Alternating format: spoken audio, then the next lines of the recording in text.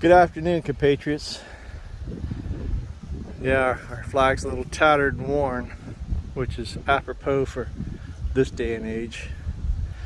This is Winter Beach Cemetery, which is on our route. We just finished picking up a lot of stuff here, just passing through. Several of our soldiers here. Nine of our guys here. This is our monument. There's three of them. One is Sebastian at the city cemetery, one here in Winter Beach, and one at Oslo. Beautiful monuments. I got to get a pressure washer out here and come clean up. But we need a truckload of D2 to clean up these stones. But also there's other stones here. The obelisk over there.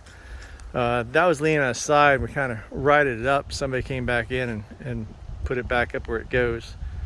There's several stones in here. This is horrible, you know.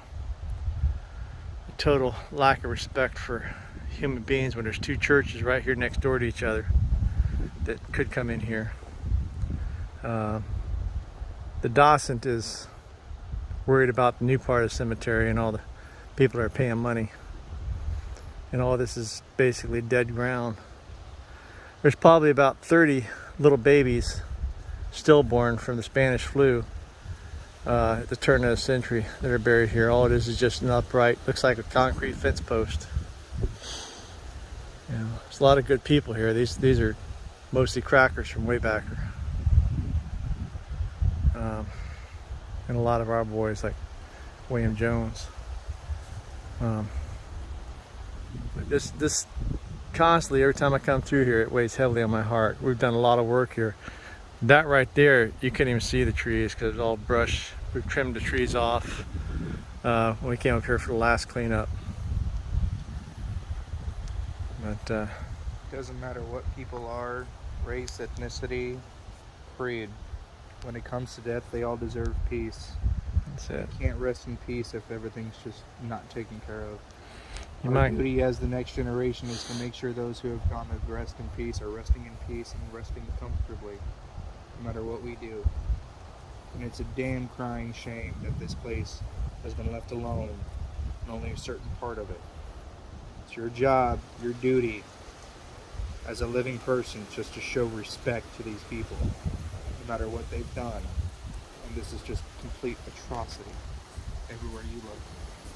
That's Jacob Whaley. He's a Legionnaire in my camp, and he's my chaplain. You know, I tell everybody he can pray like the disciples prayed. He's amazing. But it's on my heart, and we did a brigade cleanup and got it kind of shipshape.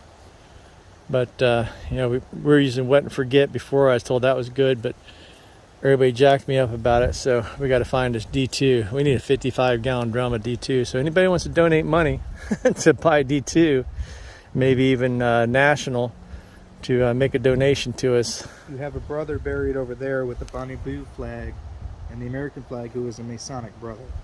To what degree, I do not know. But you have plenty of people over here, fathers, mothers, sons, daughters.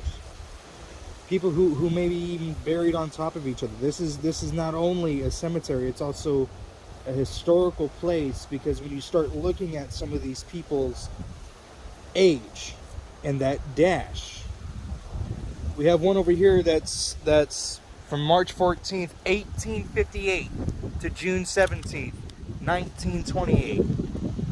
Almost 100 years right there. There's a grave over past that pine between those two palm trees. The person was born from 1916 to 1995, and they don't have a headstone. Just a little place marker with a little mound of rocks on top. This isn't what we call resting in peace. This is called resting in forgotten. The bottom of this monument here says, "Lest they be forgotten." That does not just mean veterans. It means the dead overall. And you cannot fully honor this if you don't honor the entirety of it. That plain and simple. But compatriots, this is on our list. We just did a food distribution, probably 1,000 people we sit there and gave food to that came up and they needed it. You know, that was the 12th Brigade, Colonel Lang's Defenders, both camps. Cal Cavalry, 1st Florida Special Cal Cavalry Camp, 1680, and Private George W. Thomas, Camp 1595. But I'll leave this on your hearts, you know, and on your minds, that this is a place where these people, only once a year do we come out and pass by, salute our veterans, and try to clean up the rest of them. We got ones that are leaned over, we got ones that have fallen onto the ground, that we need to get a CERT team down here and teach us. You know, I don't mind doing a combined camp up there at Marsh Landing and stuff, and coming over here to the cemetery and spending the day out here. I mean, the whole entire day we'll get some home cooking and stuff, set up a pop-up. I'll bring King David, my new cannon, down here. We'll salute not only the veterans, but we'll salute these families here that came down to Florida to make a new life. Came from overseas to America to make a new life. So this is what it's all about, history. You know, teaching history is one thing, being history is another, and protecting history is the best. God bless you all, and thank you for your time.